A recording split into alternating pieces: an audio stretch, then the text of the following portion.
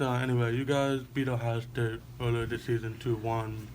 And teams changed throughout the course of the season. How have they changed since you first played them? Have you guys changed since that first matchup? I mean, everyone has a couple different players in different positions at this point. The team is definitely building its chemistry, and Penn State has done that.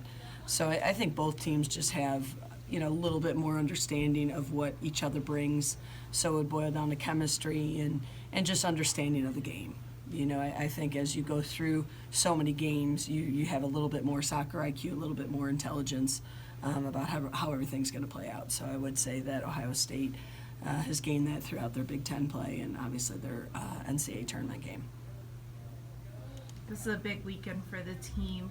You played in these games at Dick Dalesk last year and obviously had the home support. How big of a factor is that? Yeah, it's been critically important all year long, and the fans have been incredible. And again, we're gonna give a big call out to Mountaineer Nation to come on out and be behind us. But I know Ohio State's bringing a bus full of people, and we definitely don't want anybody in our stands pushing us around. So I hope maybe that's a little bit of a competitive challenge for the Buckeyes and the Flying WV Mountaineers to come on out and support us. But it's important for us to get that cheer and that pride behind us. Coach, whether you're the first team or the last team into the tournament, teams are always going to kind of prepare the same, and the focus is always going to be there. But is there any different feeling being the number one ranked team in this national tournament? I don't know if it's a feeling. I know there's always a confidence for us, but most importantly, what we wanted was to secure home field. Mm-hmm. We still know that with a number one, there's a huge target on your back, and it's that underdog mentality that's going to come in, and they want to take what's ours, and they want to take that number one away from us and have all that. So there's definitely a little bit of that, but most importantly was securing our home field. For you personally, does it feel? And I mean, this is a moment that you sort of build up through the years, and maybe one day we'll get to be number one, and no. I mean, I if we finish the season number one, then you and I would sit down and we'd talk a whole long time about that. But right now, it's just a number. I mean, I think for other reasons it's important, but for us, it's definitely a respect thing, and everybody has recognized all the hard work and have rewarded the ladies for their hard work with number one. But what's so important to me is just the finishing at the end of the year. So much more for us to do and celebrate. Format changed a few years ago to where you have the second and third round games paired together instead of the first and the second round games. How does that kind of change how you prepare, and have you noticed a difference in how the tournament kind of plays out? Yeah, it is a bit different. I mean, I think when you had the first and second rounds, I liked it better the other way, especially for the top seeds, because definitely the setup was different, and these two games are so important. And you have stronger teams in it, so it's hard for recovery and it's hard for preparation. So I definitely thought the other approach was better just because of that, and I think this is going to be harder, as we felt last year with the competition getting down to 16 with a game 2 days before is tough for a Sweet 16 game. You're not as rested and as prepared as I would have liked it as we've done it in years past. Does the tournament help at all in that regard? We had all those games in the. It does. I mean, for us and for the iron will and the mentality and all of that, it definitely played into it. And how do you prepare? But we've done it all year long too.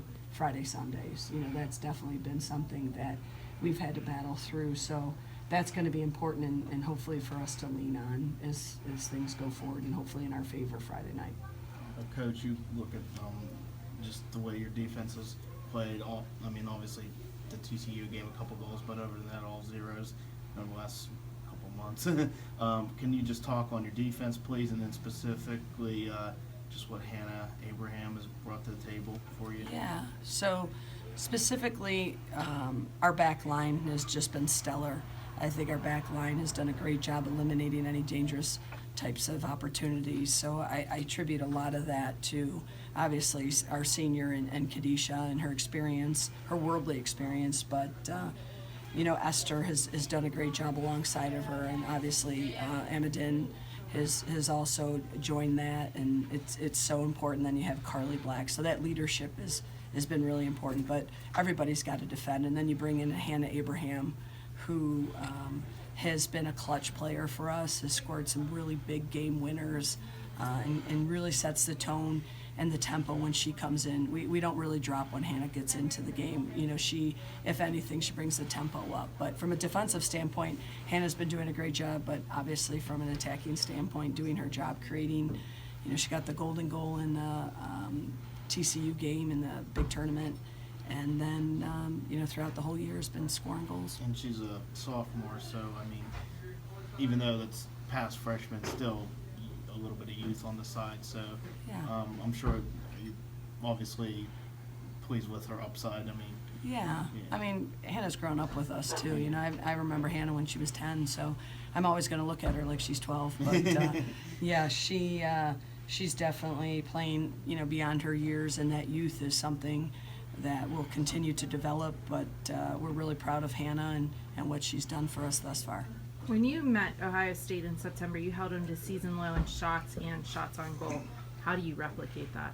Yeah, we know that, they have two great finishers, if not, a lot of dangerous players, but Agnew and Prinz have been lighting it up throughout Big Ten play. So we know that we have to really be tight and not give those two special players opportunities, but they have a lot of weapons, and we just have to bring our A game, similar to what we did early on, but both teams have gotten better, and we just have to make sure that we do the same thing that we did early in the season.